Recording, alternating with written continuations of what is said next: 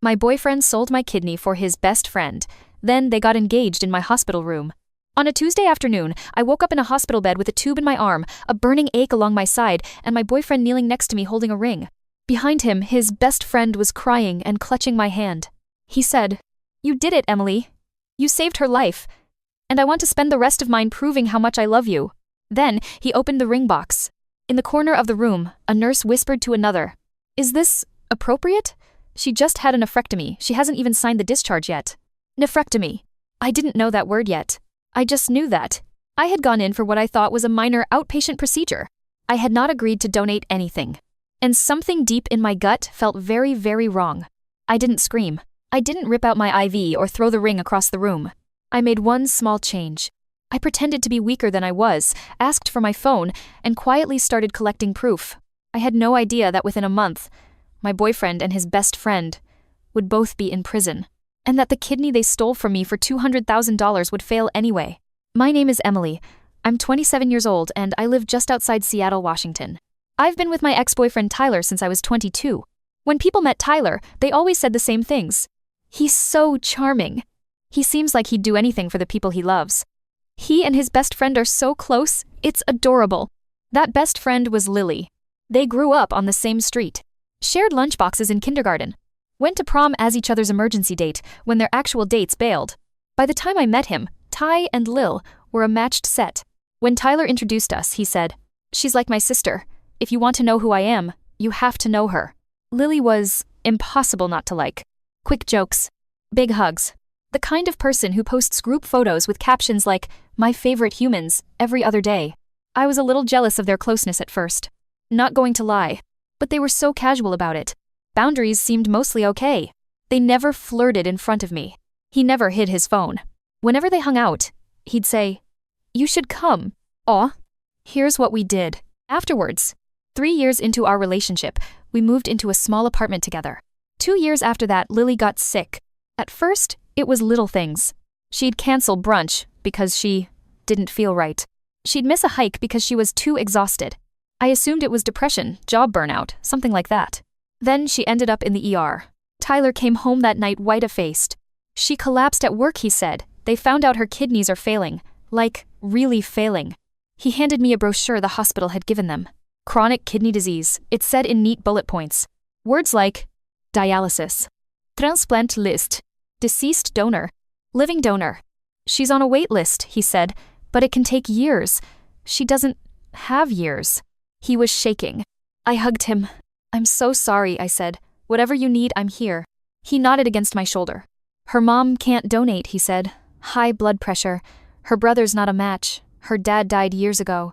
The doctor said having a living donor would make a huge difference." His eyes met mine. "I'm not a match either," he added. "We checked. My blood type's wrong." I breathed out, then felt guilty for that small flicker of relief. "Maybe she'll get a call from the list," I said. "People do. We can help her with appointments, pick up groceries, be there." He nodded, but there was something restless in him, as if those practical supports were not enough. A few weeks later, he brought it up again. We were in bed, lights off, soft playlist in the background. "You're O positive, right?" he asked casually. "Yeah," I said. "Universal donor, baby." I wiggled my fingers in the dark. Blood donation had always made me feel a tiny bit heroic. He was quiet. Then, "The doctors said O positive donors are kind of gold," he said, "compatible with a lot of people." I shifted. There it was. The thing my brain had been skirting around. "You're not asking me to," I started. "No," he cut in quickly. "No, God, no. I'm not asking. I'm just thinking out loud. You know how the universe works in messed up ways sometimes." He laughed, strained. I stared at the ceiling. I thought about Lily, hair tubes, her pale face when we'd visited her on the dialysis ward. I also thought about complications, risks, the fact that I was 27 and had never had a major surgery. "It's a lot," I said carefully. "I'm not saying never. I'm just not ready to think about that yet." He stiffened, almost imperceptibly. "Of course," he said. "I'd never pressure you. It has to be your choice." He rolled over, away from me. I lay awake, feeling like I'd failed some unspoken test. Over the next few weeks, the kidney talk came up in little jabs. Jokes that weren't jokes. Must be nice having two working kidneys. If someone loved me enough to literally save my life, I'd marry them on the spot. Some people talk about forever. Some people prove it. I started to feel like my body was being weighed on a scale. 1 kidney equals girlfriend. 0 kidneys equals wife material. We fought about it once. I am not an organ ATM, I snapped after he made yet another ride or die joke. He raised his hands. Whoa, he said. You're the one making it weird. I'm just scared for her. I apologized. Because that's what I did back then. Apologized for having boundaries. A month later, Lily posted a photo from the hospital. Her in a gown, thumbs up. Caption: Evaluation day. Pray for a miracle match number kidney disease awareness. Tyler showed it to me. His eyes were bright. She's on the live donor list now, he said. They said if anyone in her circle wants to get tested, now is the time. I nodded. I'll think about it, I said. His jaw tightened. You've been thinking about it for weeks, he muttered. We didn't talk for the rest of the night. A few days after that, he suggested I schedule a full checkup. Just to make sure you're okay, he said. You've looked tired. You're overdue for labs. My cousin's clinic is doing a wellness special. Blood work, scans, the works. I'll book it. My treat. It sounded thoughtful. Also a little like a trap. But I was exhausted. We'd been fighting. I wanted to show I wasn't heartless. So I said yes. The clinic Tyler took me to wasn't my usual primary care office. It was a sleek, private place downtown. Waterfall in the lobby. Diffusers. A wall of pamphlets about executive health packages. This is fancy, I said. Family discount, Tyler said. My cousin does admin here. He hooked us up. A nurse took my vitals. Blood pressure. Heart rate. All normal. They drew blood. Just relax, the nurse said. Dr. Harris will see you shortly. I sat in the exam room in a paper gown, scrolling my phone. Tyler paced. You're making me nervous, I joked. I'm the one in the gown. He smiled, tight. Sorry, he said. Hospitals bring up feelings. Dr. Harris came in. He was young. Too young. Early 30s, maybe. Perfect teeth. Rehearsed bedside manner. He glanced at my chart. So, Emily, he said, you're here for a comprehensive checkup. Any specific concerns? No, I said. My boyfriend thought it was time. He nodded. Always good to have someone looking out for you, he said. Your labs look generally fine. Slightly low iron, common in women your age. We'll give you some supplements. We talked about diet, sleep, stress. It was all so normal. I started to relax. Last thing we'll do today is a quick imaging scan, he said. Routine. Make sure all your internal organs look as good as your labs. He smiled like that was charming. Do I need to come back another time? I asked. I have work later. It's quick, he said. You'll be in and out. A nurse came in with a consent form. Routine imaging and any necessary additional minor procedures deemed medically appropriate, it said in dense legalese. This is standard, the nurse said, tapping where I should sign.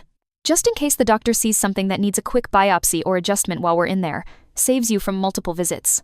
In hindsight, that sentence should have set off every alarm. In the moment.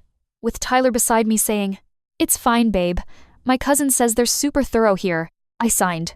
They gave me a mild sedative to relax you for the scan. The last thing I remember clearly is being wheeled down a hallway, bright lights overhead.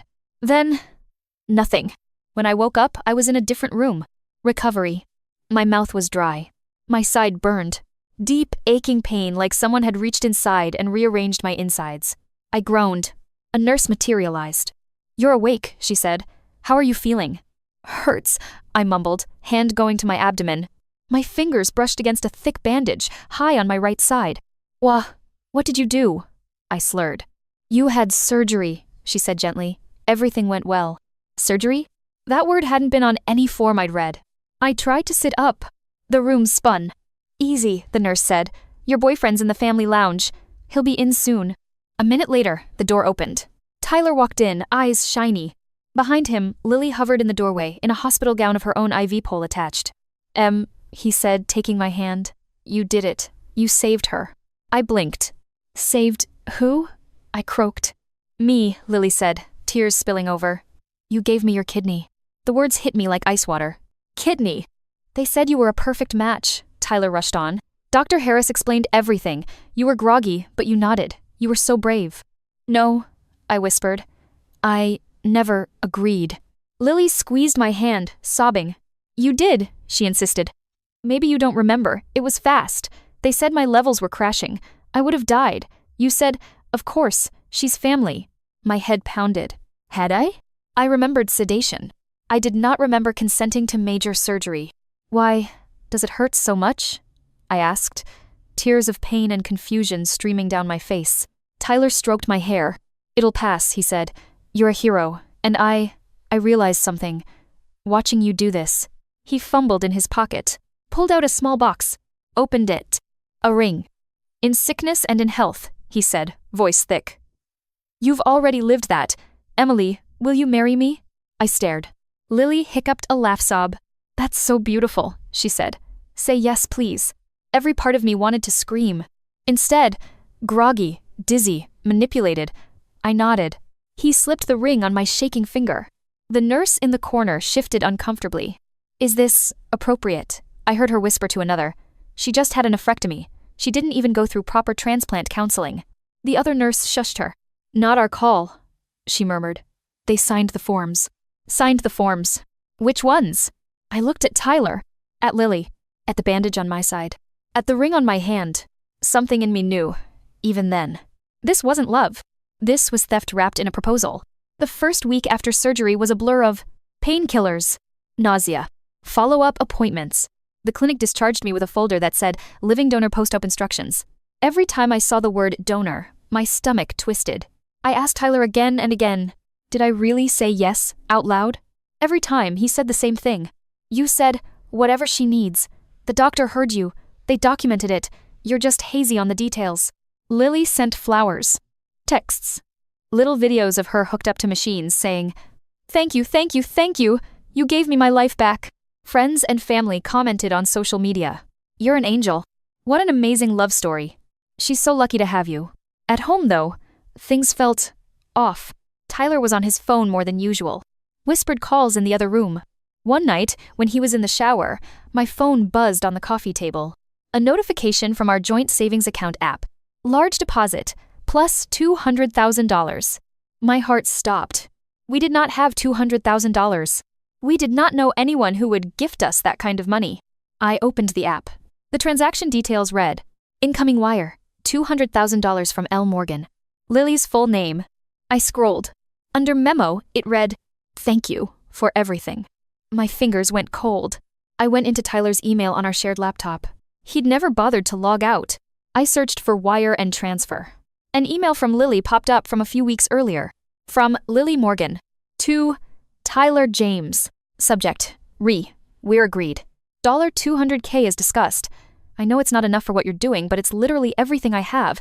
The house, the life insurance payout from Dad, my savings.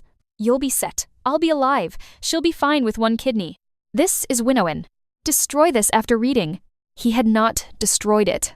There were more! Tyler. We need to be careful. Consents have to look clean. Dr. H is on board if we say it was urgent medical necessity, and she verbally agreed. No paper trail. Lily, I trust you. You've always had my back. Soon we'll all be one big happy family. I scrolled back further. Tyler, months earlier. Do you understand this is illegal if anyone looks closely? This is not just organ donation. It's sale. Lily. Illegal is a word for when people get caught. Are we going to get caught? Tyler. Not if everyone plays their part. My vision blurred.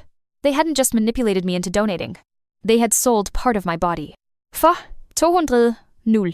And cut me completely out of that conversation. I felt violated. More than that, I felt trafficked. I took screenshots of everything, emailed them to myself, to an old, unused account I'd created in college. I took photos of my incision, my discharge papers, the bank alert. That night, I confronted Tyler. I didn't give him time to gaslight me. I laid the laptop on the table, played the email chain aloud, watched the color drain from his face. What is this? I asked, voice eerily calm. Why did Lily just transfer you $200,000? He stammered. It's a gift, he said. She wanted to thank us, to help us with the wedding, our future. Funny, I said. Because here you wrote as discussed and everything I have, and you'll be set. That doesn't sound like a spontaneous wedding gift. That sounds like a price. He opened and closed his mouth. Please, he said. You're overreacting. You're on meds. You're not seeing the big picture. We saved her life. The money is just symbolic. Symbolic doesn't get reported as incoming wire with a memo that says for everything, I said. Did you or did you not arrange to sell my kidney without my informed consent? He slammed his fist on the table. You owe her, he shouted. She would have died. You were a match. You love her. I thought you'd be happy to help if you knew the whole situation. But you kept talking about thinking about it. We didn't have time. So you took my choice away, I said. He ran a hand through his hair. I did what I had to do to save my best friend, he said. And yeah, she paid, because this isn't a movie, Emily. People have bills. I've been drowning in debt. You know that. This fixes everything. All of us. She's alive. We're financially free. You're fine with one kidney. He said it like that. You're fine with one kidney. Like he was talking about me lending her a car. I stared at him. You committed a crime, I said softly. Multiple crimes. Against me. He scoffed. No one's going to see it that way, he said. They'll see a miracle donation, a love story, a happy ending. Do you really want to be the crazy girlfriend who tries to ruin her best friend's second chance at life? I thought of the nurse's whispered concern, of Dr. Harris's weasel words, of Lily's texts full of hearts, thanking me, never mentioning money. Yeah, I said. I think I do. The next morning, when Tyler went to work, I called a lawyer. And then the police. And then, eventually, the FBI. Because when you're talking about organ trafficking and forged medical consents, it's not just relationship drama. It's a federal case. The investigation took months.